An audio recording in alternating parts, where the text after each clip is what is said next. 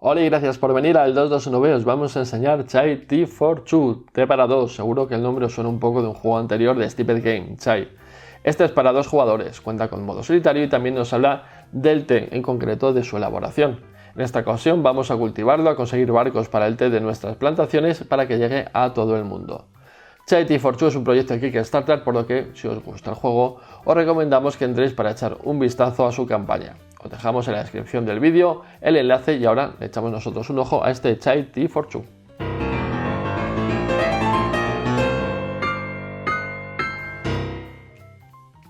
Chai es un juego de colocación de trabajadores y gestión de recursos en el que nuestros trabajadores serán dados. En cada ronda les mandaremos a hacer diferentes acciones como conseguir más té, ampliar la plantación, reorganizarla, conseguir barcos o lograr que nuestro té se mueva hacia el puerto.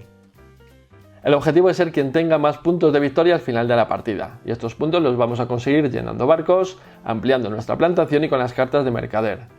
Vamos a ir jugando rondas, en las que llamaremos años, en las que los jugadores irán alternando para colocar sus trabajadores. En cada ronda llevaremos a cabo 4 pasos. Recogeremos la cosecha, tiraremos los dados, colocaremos nuestros trabajadores y cuando estén todos los trabajadores, todos los dados colocados, resolveremos el final del año. Vamos a verlo. Aquí tenemos una partida desplegada. Cada jugador cuenta con su propio tablero y deben decir entre ambos con qué lado van a jugar dependiendo de la dificultad a la que se quieran enfrentar. También cada jugador contará con una carta de mercader y deberán decir con qué lado se va a jugar. Por este lado nos dará puntos al final de la partida o por este que nos dará habilidades durante ella. Este es el tablero central donde llevaremos a nuestros trabajadores, los dados. Tenemos la zona de la cosecha, el mercado, palacio, puerto y producción. Al comienzo de cada año el jugador inicial moverá al ayudante entre 1 y 3 espacios, por ejemplo 1, 2 y 3 espacios. Ambos jugadores recibirán las fichas de té indicadas, en este caso una verde y una blanca. Cuando recibamos fichas de té las llevaremos a la parte inferior de nuestro tablero y después dispondrán, en este caso de 4 puntos adicionales que podrán adquirir nuevas fichas de té o movimiento. Si tenemos movimiento, gastaremos un punto de movimiento para mover una de nuestras fichas de té, repartiendo el movimiento entre las fichas como queramos. Cada punto de movimiento es moverlo a una zona adyacente y con el requisito de mover siempre la ficha del color que nos indique. Por ejemplo, si queremos mover la ficha azul a una zona adyacente, tendremos que moverlo a esta zona porque nos pide aquí la ficha azul.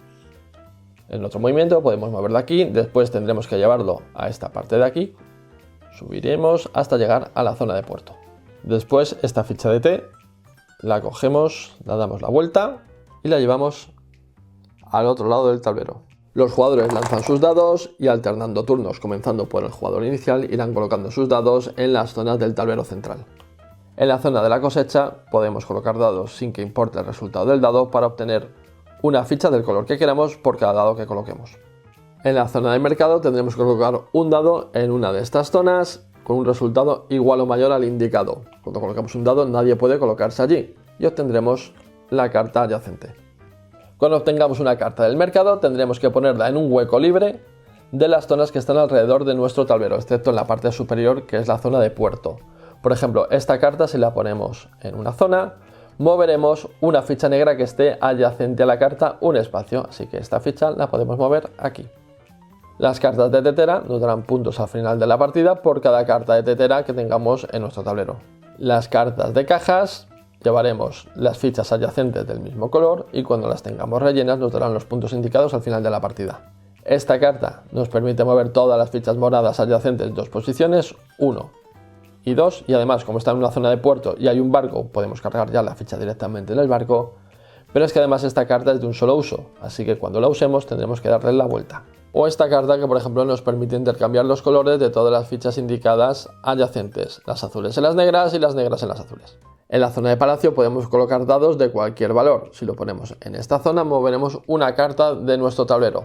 Si lo movemos aquí, ahora moveremos todas las fichas negras de esta zona, así que esta lo movemos un espacio. Si ponemos un dado en esta zona, intercambiaremos 2 cartas de nuestro tablero. Por ejemplo, vamos a intercambiar esta carta de cajas con esta carta de aquí. Esta la ponemos aquí y esta la ponemos aquí.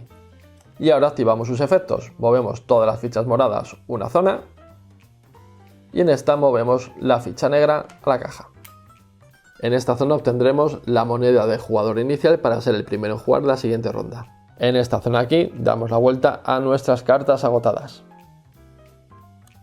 En la zona de puerto, para conseguir un barco tendremos que poner al menos 2 dados con valores consecutivos para conseguir el barco, pero puede venir el otro jugador con una escalera con valores superiores o con más número de dados para quitarnos ese barco. Así que en este caso el jugador rojo tendría o bien que moverse a otro barco o bien intentar superar la escalera del jugador azul, en este caso poniendo un 3, 4, 5. Ahora el jugador azul estará obligado a moverse a otro barco.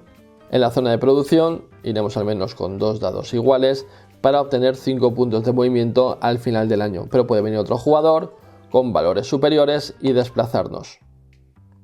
Con lo cual el jugador azul tendría 5 puntos de movimiento al final del año y el jugador rojo 3. Cuando hayamos colocado todos los dados, termina esta fase y pasamos a la fase de puerto y producción. Cada jugador toma los barcos que haya conseguido, los coloca en alguno de los 3 espacios superiores de su plantación y puede mover sus fichas de té tantas veces como el valor de producción haya conseguido. Si alguno de los jugadores ha llenado tantos barcos como el objetivo que nos habíamos propuesto al comienzo de la partida, pasaríamos a la puntuación final. Si no, comienza una nueva ronda descartando del mercado la carta más barata, desplazando las demás y sacando nuevas, así como nuevos barcos en los huecos que hubieran quedado libres. Además, este Chai T42 tiene también un modo solitario que funciona usando estas cartas de inteligencia artificial que serán el motor para el segundo jugador dummy. Podemos colocar estas cartas en orden o barajarlas si queremos un reto más difícil. Y ya está, esto es Chai T42, T para 2. Si os ha llamado la atención, os recomendamos que os deis una vuelta por Kickstarter para ver la campaña de Dan y Connie, los chicos de Stupid Games, para ver cómo serán los componentes finales y todas las actualizaciones que vayan colgando. Y ya sabéis que si os ha gustado el vídeo tenéis que darle al like, compartirlo con todo el mundo y suscribiros al canal, que nos ayudáis un montón. Nada más, majos, muchísimas gracias por vernos. Adiós.